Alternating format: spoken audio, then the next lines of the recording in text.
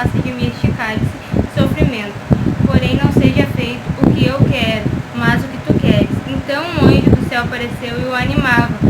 Cheio de uma grande aflição, Jesus orava com mais força ainda. Seu suor era como gotas de sangue no chão. Amém? Então, a gente percebe que esse é o momento que Jesus sabia que ele ia ser entregue à morte, então ele subiu ao Monte das Oliveiras para orar e levou os amigos dele. E ele estava com uma grande aflição.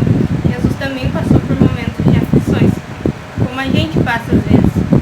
E ali a gente lê que mesmo assim, passando por uma grande provação, uma grande aflição, ele não deixou de querer saber qual era a vontade de Deus. Ele falou qual era a vontade dele, ele deixou bem claro, mas ele falou: todavia seja feita a tua vontade. E assim, um anjo apareceu do céu e começou a animar Jesus. E Jesus estava passando por uma grande aflição e ele fez o que? Redobrou a sua oração. Aí isso me chamou a atenção, a parte que ele redobra a oração, porque às vezes a gente, por qualquer coisinha, às vezes a luta pode ser grande, às vezes pode ser mínima. A gente está passando uma luta, a gente chora, a gente sofre, a gente tem o costume de desanimar, de parar na fé, ou de se rastejar, e andando rastejando, a gente não quer ouvir nada de ninguém, a gente se sente sozinho.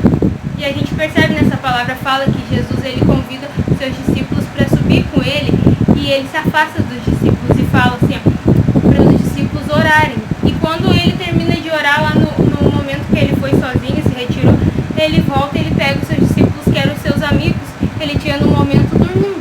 E ele diz: poxa, vocês não poderiam vigiar comigo 1 hora? Porque eram os amigos que estavam ali, eram para estar ajudando Jesus, e eles acabaram dormindo. Então eu creio que Jesus nesse momento ele se sentiu só.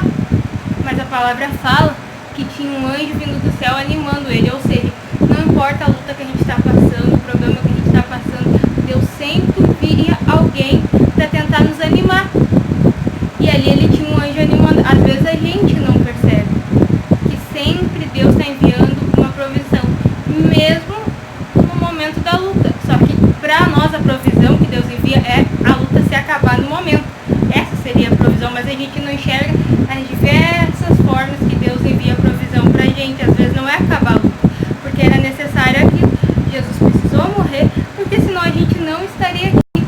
Mas ele entendeu depois qual era a vontade do Pai. Mas no momento que ele ainda não estava entendendo se ele queria ou não ir, ele falou: se o Senhor puder, afaste de mim, mas seja feita a tua vontade. Às vezes a gente não tem que entender, às vezes a gente não tem que pedir para a luta se acabar.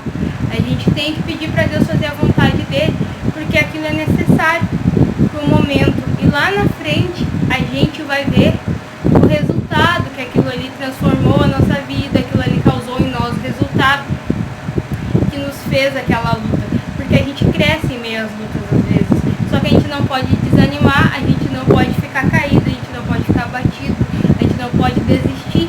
Jesus, ao invés de ele desistir, se é a gente qualquer coisa está querendo desistir.